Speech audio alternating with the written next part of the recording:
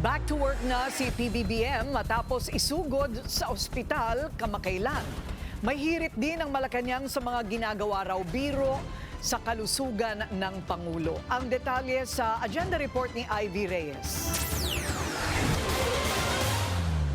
Balik public view na si Pangulong Bongbong Marcos matapos maospital noong nakaraang linggo dahil sa diverticulitis. Sa ngayon po ay masasabi natin maganda po ang kalagayan ng ating Pangulo dahil siya po ay kasalukuyang nasa meeting.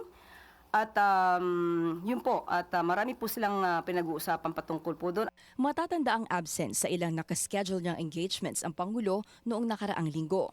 Pero ayon sa Malacanang, nasa Economic and Development Council meeting si PBBM ngayong umaga kaya maituturing na fake news ang balibalitang may malubhang sakit at naoperahan daw ang Pangulo.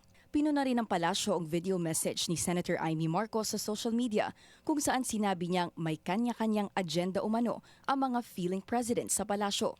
Ayun, nagkasakit na nga si Bongbong, pambihira talaga. Wala kasing nag-aalaga sa kanya. Sino ba dyan sa nakapaligid sa palasyo, sa dinami-dami ninyo, ang talagang nagmamahal sa kapatid ko? Giit ng Malacanang, hindi dapat ginagawang biro ang kalusugan ng Pangulo. Hindi rin daw dapat maging payaso sa pagbibigay ng payo. Huwag din daw magpaka-plastic sa harap ng publiko. Para sa agenda, Ivy Reyes, Billionaire News Channel. Manatiling nakatutok sa Bilyonaryo News Channel. Sumubaybay sa aming social media accounts at mag-subscribe sa aming YouTube channel para sa mga bago at eksklusibong balita.